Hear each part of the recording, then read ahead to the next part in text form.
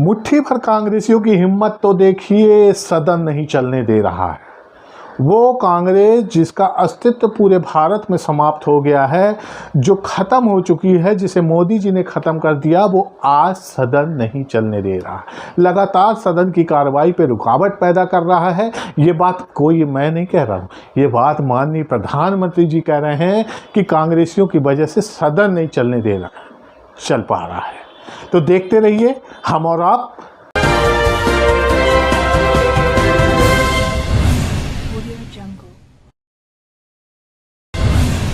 नमस्कार जी, कैसे हैं आप? हम आप में आपका स्वागत है।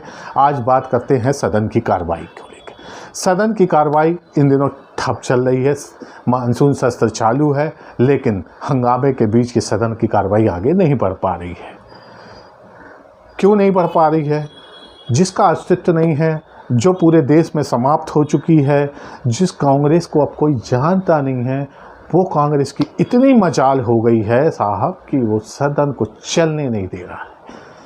वाह, ये बात मैं नहीं कह रहा हूँ, ये हमारे माननीय प्रधानमंत्री जी बोले हैं। आज अपने सांसदों को बता रहे थे, भारतीय जनता पार्टी के सांसदों को, कि कांग्रेस की वजह से देश की जो सदन है, सर्वोच्च पंचायत है, वो चल नहीं पा रही है। ऐसा क्या है? कांग्रेस इतनी कहाँ से मजबूत हो गई? मुट्ठी भर सांसद जिस पार्टी में हो, जिसको विपक्ष का भी सही से दर्जा ना मिला हो, वो पार्टी बहुमत वाली सरकार को चलने से रोक रहा है। बात है अजीबोगरीब है, लेकिन अब चूंकि मोदी जी कह रहे हैं तो इसको मानना पड़ेगा। लेकिन मोदी जी ये नहीं बता रहे हैं कि क्यों नहीं चलने दे रहे हैं। मोदी जी ये नहीं बता रहे हैं देश को कि सदन न चलने का मुख्य कारण क्या है। सदन न चलने का है सत्ता पक्ष और विपक्ष के बीच में हो रहा जो टकराव है। मैं की लड़ाई, अहम की लड़ाई। ये मैं और अहम है सत्ता पक्ष के पास, तो विपक्ष भी चाहता है कि सत्ता पक्ष को घेरा जाए।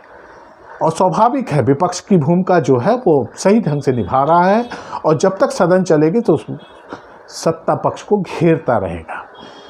इसमें दोषारोपण लगाने की ज़रूरत नहीं थी, लेकिन माननीय प्रधानमंत्री जी हैं, उनको पता है कि मेरे इस वाक्य को वो गोदी मीडिया बड़े तरीके से सजा के जनता के सामने पेश करेगी कि बहुत बेबस और लाचार हैं प्रधानमंत्री जी, क्योंकि सदन नहीं चल रही है। और सदन न चलने का कारण है सिर्फ कांग्रेस, क्योंकि कांग्रेस सदन चलने नहीं देता, जबकि मुट्ठी भर कांग्रेसी है।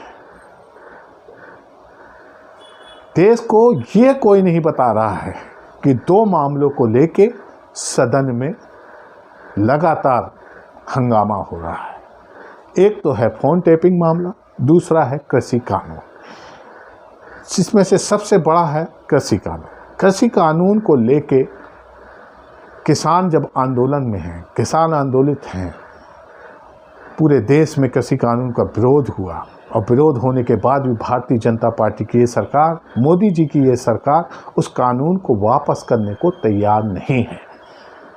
यानी मैं की लड़ाई है कि हमने अगर बना दिया है तो अब जो भी होगा हम वापस नहीं लेंगे। इस कानून में ऐसा क्या है जिसको लेके इतना हंगामा हो रहा है? किसान पीछे हटने को तैयार नहीं है, सरकार चाहती नहीं किसी कीमत में भी ये कानून वापस हो। जबकि सरकारें अधिकांश जो भी कानून बनाती हैं वो जनता के हित के होते हैं, किसानों के हित के होते हैं, हमारे आपके हित के होते हैं। यदि उस पर विरोधाभास हो तो उसको बैठ के सुलझाया जा सकता है, उसको बैठ के समझा जा सकता है, और यदि किसान तैयार नहीं है तो उन्हें वापस भी लिया जा सकता है, क्योंकि जिसके लिए लाए अगर उनको तैयार नहीं। उस किसानों का भी कहना, और आप भी इस बात को समझते होंगे कि उस बिल में एक सबसे महत्वपूर्ण बात है कि जितना अनाज चाहे आप स्टॉक कर सकते हैं।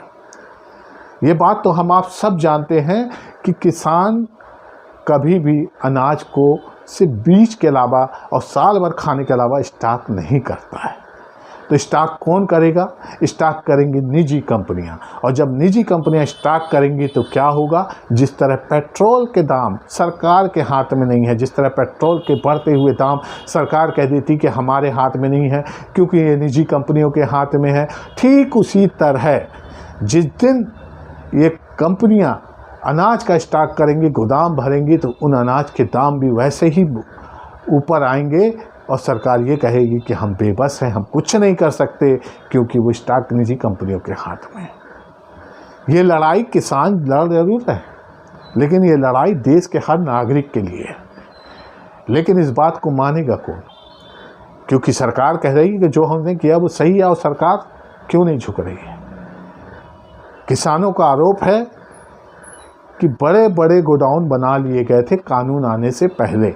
अगर कानून आने से पहले बड़े बड़े गोडाउन बना लिए गए थे तो स्वाभाविक है उनके खर्चे और उसमें लागत का भुगतान कौन करेगा? इसलिए कानून बना दिया गया। ऐसे वक्त पे बनाया गया जब देश कोरोना की लड़ाई से लड़ रहा था। तो स्वाभाविक है इस मामले को लेके हंगामा भी मचेगा। सरकार पीछे हटने को तैयार नहीं है, और जब तक सरकार पीछे हटेगी नहीं, इसी तरह हंगामा चलता रहेगा। और सरकार, मोदी जी, प्रधानमंत्री जी हमारे यही कहेंगे कि कांग्रेस ने सदन को चलने नहीं दिया।